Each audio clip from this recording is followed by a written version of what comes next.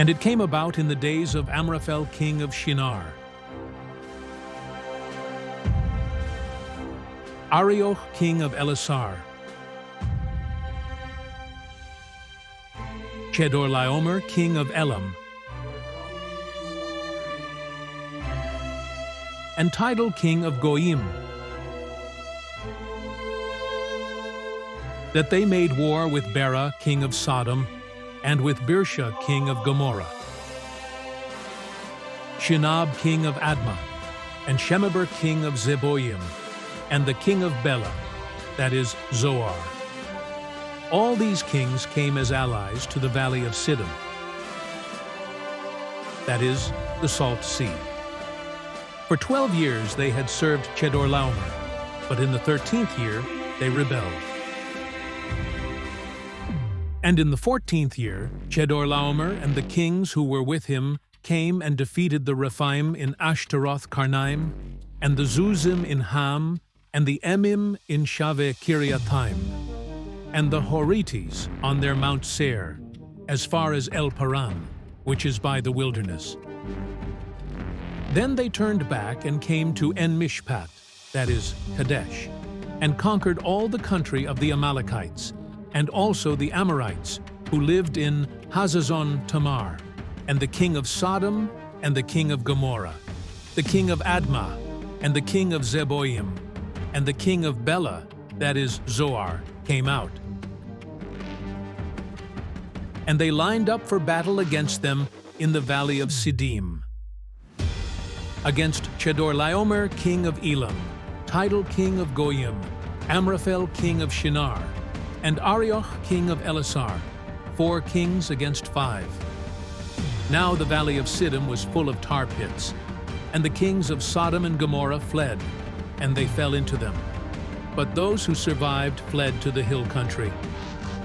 Then they took all the possessions of Sodom and Gomorrah, and all their food supply, and departed. They also took Lot, Abram's nephew, and his possessions, and departed, for he was living in Sodom.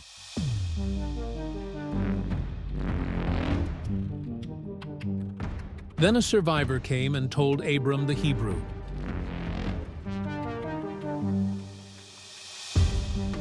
Now he was residing by the oaks of Mamre the Amorite, brother of Eshcol and brother of Aner, and they were allies with Abram.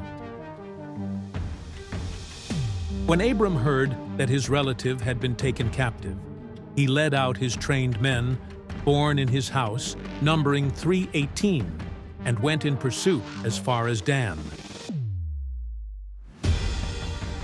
Then he divided his forces against them by night, he and his servants, and defeated them, and pursued them as far as Hobah, which is north of Damascus. He brought back all the possessions, and also brought back his relative Lot with his possessions, and also the women and the other people.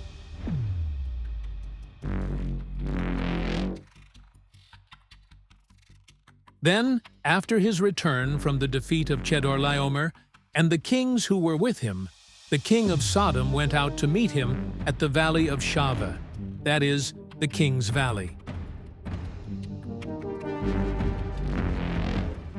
And Melchizedek, the king of Salem, brought out bread and wine. Now he was a priest of God Most High. And he blessed him and said,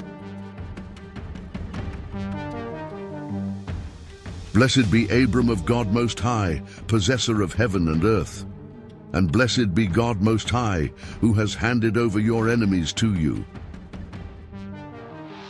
And he gave him 1/10 of everything. Then the king of Sodom said to Abram,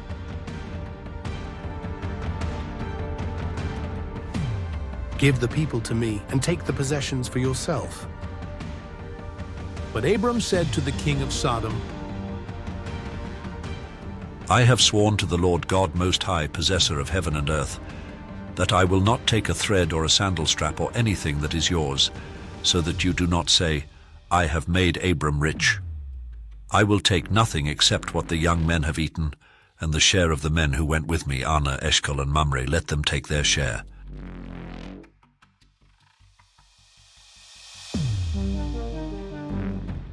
After these things, the word of the Lord came to Abram in a vision, saying, Do not fear, Abram. I am a shield to you.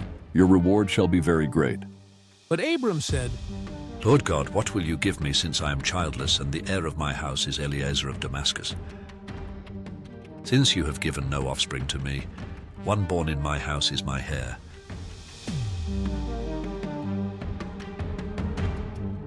Then behold, the word of the Lord came to him, saying, This man will not be your heir, but one who will come from your own body shall be your heir.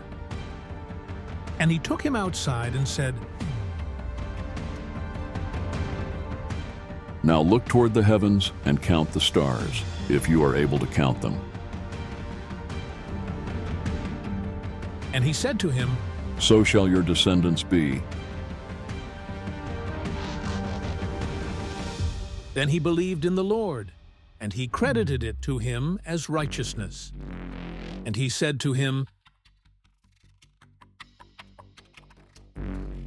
I am the Lord who brought you out of Ur of the Chaldeans to give you this land to possess it. But he said, Lord God, how may I know that I will possess it? So he said to him, Bring me a 3-year-old heifer, a 3-year-old female goat, a 3-year-old ram, a turtle dove, and a young pigeon. Then he brought all these to him and cut them in two, and laid each half opposite the other. But he did not cut the birds, and birds of prey came down upon the carcasses, and Abram drove them away. Now, when the sun was going down, a deep sleep fell upon Abram.